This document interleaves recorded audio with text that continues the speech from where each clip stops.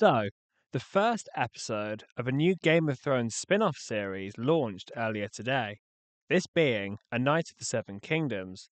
Now, for once, this is a book in the Game of Thrones universe that I've actually read before seeing the adaptation, which I'm delighted to reveal was actually a very pleasant experience due to how well I felt the first episode adapted the very start of the story. It expands upon the book and lengthens out the events, but every addition adds to the story really nicely. From this episode alone, I can tell that this show is in the hands of good showrunners and screenwriters who respect the source material as it captures not only the plot details, but also the overall tone of the book. A Knight of the Seven Kingdoms is actually a compilation of three novellas originally released separately by George R. R. Martin. The original three individual stories are titled The Hedge Knight, The Sworn Sword, and The Mystery Knight.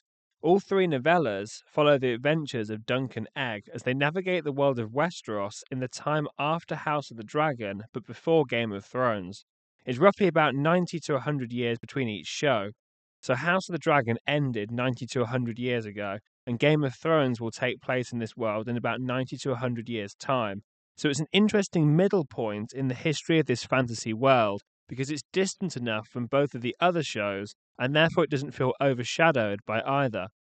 The novellas, and by extension the TV series, also act as a slight tonal shift from both Game of Thrones and House of the Dragon.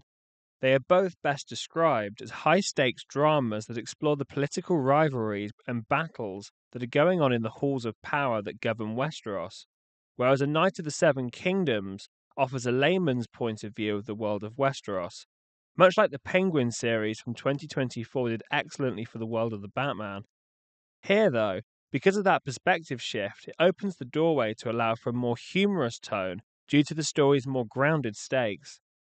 Obviously, the humour stems from the writing itself, but it's also massively carried by the superb cast put together for this show.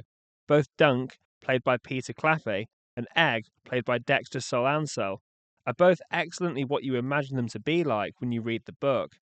Both have a likeable charm to them right from the very first time we see them on screen, and that's a key reason as to why this show works.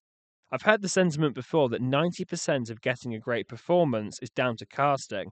That isn't in any way diminishing the fantastically intricate work that actors do, but merely suggesting that casting is all about fitting the right personality to the right role. And in the case of casting director Lucy Bevan and her team, they've absolutely nailed it. Even just watching the few short snippets of the table read that they've shared, you can really see how even on their first read-through of the scripts together, that immediately the cast bounce off one another in a charming way. I think that's the key word that this review will keep coming back to. I mean, it's probably the word that I'll use in the thumbnail for the video as well. Charming. Because that's how I'd best describe the show. I adore Game of Thrones and House of the Dragon. They're two of my favourite shows ever made. But even as a mega fan, I will admit that there's a heaviness to them at times that leaves you craving something slightly lighter in tone. The issue is, of course, is that many other fantasy franchises go way too far the other way, interpreting lighter tones to mean a lack of emotional depth to the characters in its world.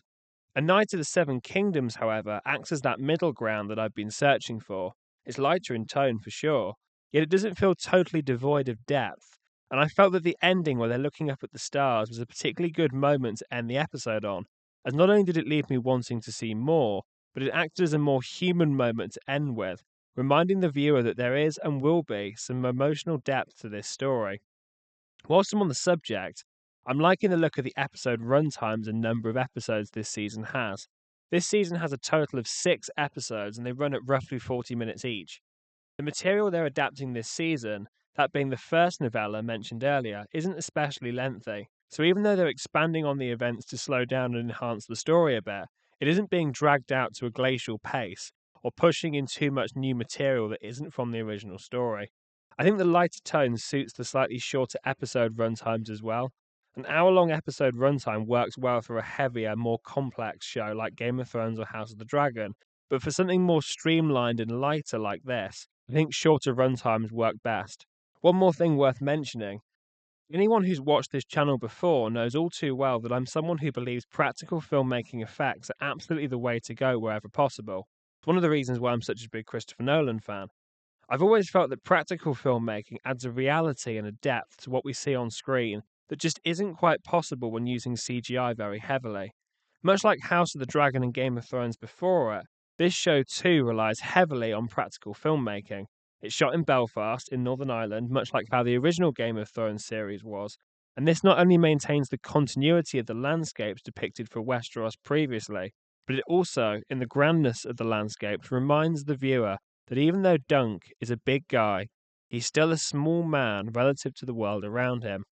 In the behind the scenes for the episode, they touched on how they wanted to emphasize this notably in the opening scene, where Dunk is continually framed against the backdrop of the vast valleys around him. I felt this was an excellent cinematography choice, as I think that it conveys that clearly yet subtly. The Game of Thrones shows always frame shots very well. I always like to refer back to a style used repeatedly in Game of Thrones where a character has a difficult decision to make, and he has someone for and against the given decision, and they're framed almost as if they're the devil and the angel sitting on each shoulder. It's used with both Ned Stark and Stannis Baratheon at different points in the show, just to name a couple of examples. I think it's an example of why the shows in the Game of Thrones universe feel so much more artistic and creative than much of the content being released over the past few years, especially. You really get the sense whilst watching that this world not only feels real, but mythical in the way that it's presented to us through the screen. And it looks like A Knight of the Seven Kingdoms aims to keep that tradition alive, staying nicely in visual continuity with the other shows in the Game of Thrones universe. Overall, then, we're off to a great start. I look forward to seeing more episodes in the coming weeks. I'll cover the series again on the channel, most likely when all 6 episodes have been released. Unless this video does really well, then I might consider doing more videos as the new episodes release, much like I did back with House of the Dragon Season 2 back in 2024. Blimey, where did 2025 go? Anyways, if you've made it this far, thank you so much for watching, and if you're interested in seeing more videos on your favourite movies and shows, I'd really appreciate it if you can like and subscribe, as it really does help this channel out. Thank you.